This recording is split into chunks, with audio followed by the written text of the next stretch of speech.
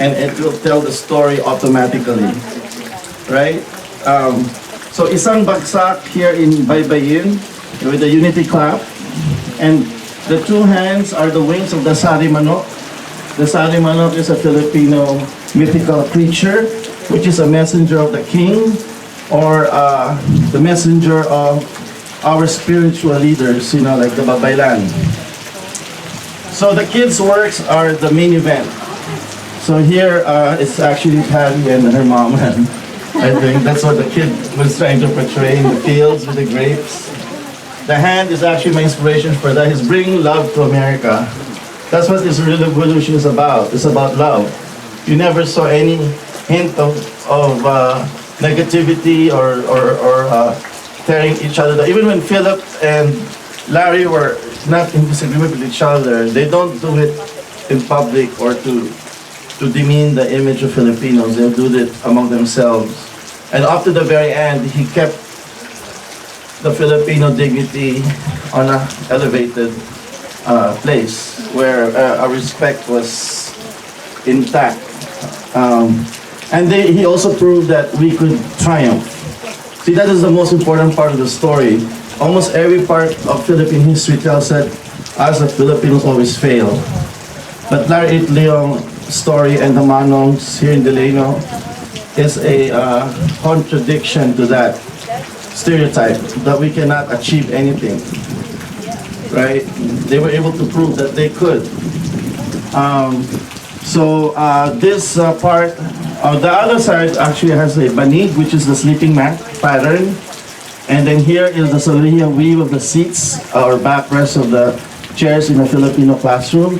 And it's kind of symbolic of the weaving of different cultures, and also the fact that they're taking us to class. It is the kids still telling us the story because it's a classroom and we are the students, so they're the ones teaching us here.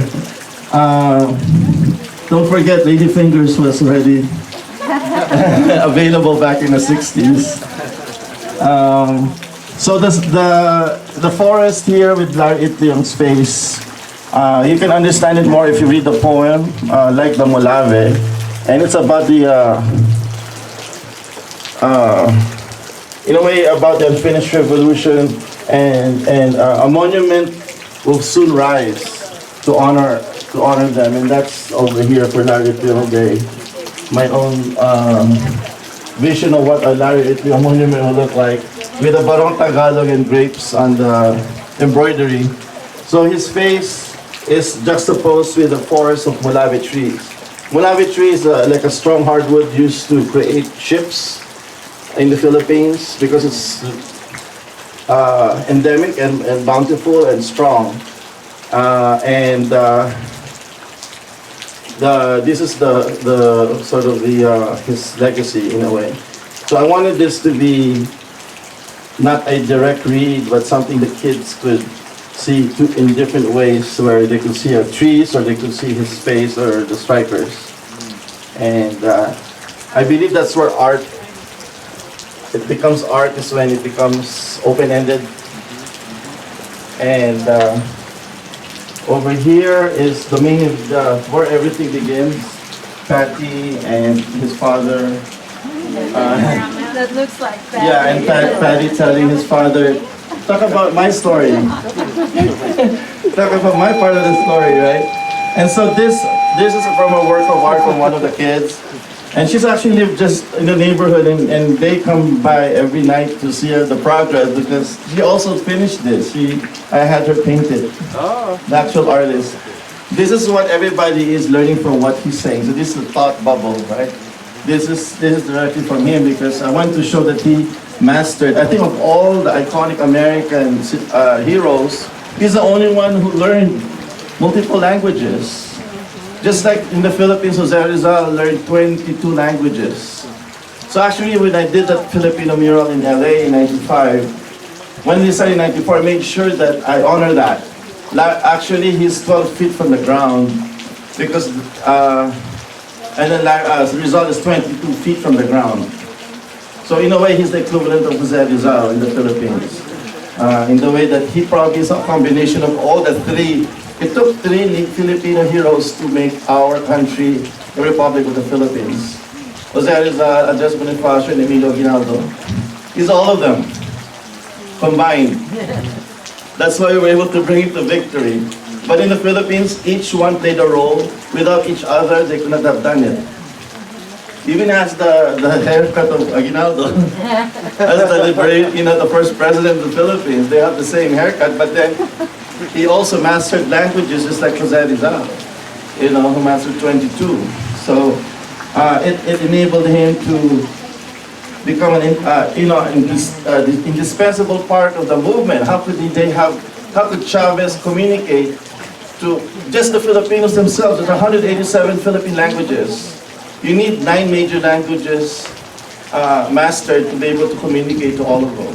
And that's what he did. That's his first heroic act, is to read, learn, and master those languages.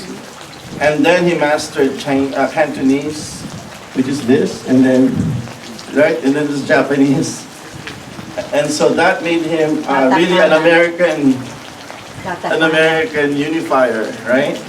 I think we have to emphasize that. So it ends with Itliong Day, and I chose this image of the pabalat ng pastillas in Bulacan. They have this cut paper, native vines from the Chinese Chuanghua. I think it's like a Chinese paper cut. It's also Mexican. Yeah, but we have to notice that this came from China. Just like the piñata came from the Chinese lanterns to the Philippine parol, and then the Mexican got it from our parol. See that we have to tell the story right. Evolution. Yeah, the piñata actually came from the Philippine lantern, native vines from the Chinese lantern, because China invented paper. So it allows us to tell the story, right? And this is the Bahay Kubo, and this is the man pounding rice. Yeah, and it's kind of like the haligi, just like this, of a house, which is, we say that the father is the foundation that elevates the house, or sustains that, supports the house, or protects it from all the creatures and all that.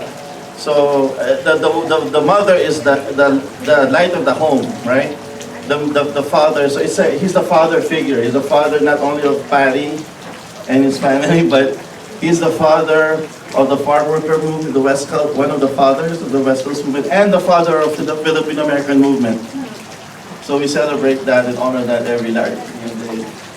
So this also binds us because Day of the Dead of Mexico falls around that week of October, and I wanted to show how similar our culture is with this cut paper folk art. So I tried to tell the story not only through the kids' art as the main event, but I also tried to tell it through our own artifacts, because our art tells our story. If you see something from the Philippines, there's a story behind it. It tells our story. We have to bring that here and allow it to tell the story, and then do something to connect it to, like, elevate it to the realm of art, where it becomes part of the American landscape and imagination. So, thanks. That's actually one thing I want to share is that, to be honest, when I did this mural, I wasn't expecting all the helping hands. I really felt the love and the support from the community. With Philadelphia especially, because they do like 200 murals a year, I don't get that kind of support. Not even that kind of,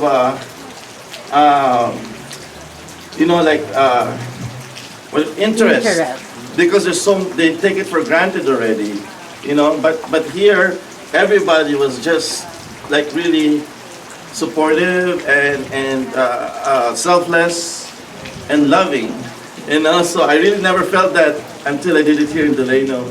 So that's the credit of Patty and the principal and the school district and everybody here, because this is actually the first time I did a mural where the participant of the event I'm depicting is actually painting it. Like Frank and his brother, they were actually picketers and they're mestizo. I mean, Frank could pass as Mexican, but he chose to be Filipino, right? And he was painting the silhouette. And he's one of them. I mean, how many chances do you have as an artist to be able to do that, right? to have the actual participant portray the event, you know. Right. So I actually encourage this community to gather all the names, everybody that was there during the first 8 days, and honor them in that park. I mean, even if it's not finished, you know, keep adding later, but there's at least 100 that you could list, right? We should honor them as veterans of the American Revolution. This is the American-Filipino Revolution. And it will eventually be seen that way.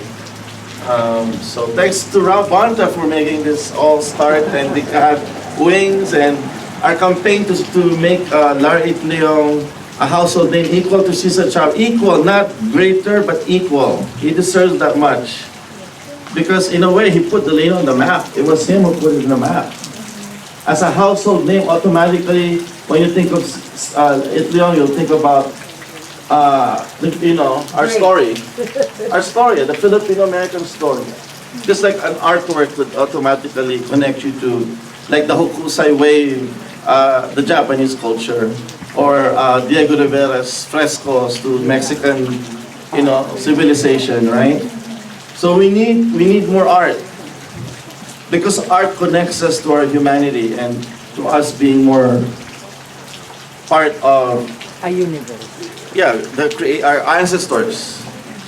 We connect, we bridge to our ancestors when we create art. That is how we bridge ourselves to that story, and our story goes farther than the American story itself, and we need to bring all of that out, and Larry Itliong is the way to do it, you know, here in the United States. So, yeah. Do you have a literal translation to the Yes. alibata? Oh, yes. The alibata. The baybayin. So isang bagsak. It's actually saying isang bagsak Very on the good. left, on the wings Yeah. of the sari manok, with the two hands coming together. And you know, then the alibata is Arabic origin, right? Sanskrit, Sanskrit, Indian? India. Oh, really? We're Indianized. Actually, the Philippines is either Sinified or Indianized. Larry's Pangasinan hometown is Sinified, meaning Chinese civilization. There's only two in the Philippines that Sinified, or Chinese influence. It sure looks like Arabic characters. It's Sanskrit. It's Sanskrit. Yeah. So Mindoro is the other one. Mindoro, which they call Mai. Mai. That was the, and some people confuse it to be the name of the entire Philippines, but Mai, Mayi, was how the Chinese called Mindoro. And then Pangasinan, I don't know what the name was, but it was. They found a lot of Chinese artifacts, so it's signified. It has that's why it probably has Chinese features.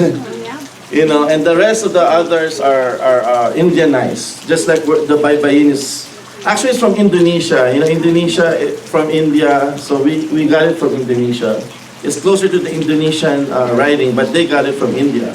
Yeah, that's very close to Mindanao, and, Yes. and the connection to Mecca And the Arab world. Borneo also. Borneo doesn't have megaliths or stone temples, just like the Philippines. So very similar to Borneo. Yes. Thanks so much. It's beautiful. Thank you. Very wonderful. All right. Any questions? All right. Thank you so much. I like the buhay. Mabuhay. That's mabuhay. Where's the ma? Oh, right there. Yeah, it's behind the pot. So in kind of like the Sisi Puede, right? The mabuhay. And actually the principal mentioned that he recognized it from Dahil Sayo. Nais kong mabuhay, right? Yeah. But I also want to point out that was the last words of definitely. exaltation when we declared independence. I am Cynthia Blanca, by the way. Thank you, Honor to Eliseo. meet you. Honor to meet you. Thanks to your... You've seen so many murals of yours. Oh, thank you so much. The most recent. Actually, I owe you my fame. No, because of you, the mural became had traction and people started coming to see it. They would travel the street.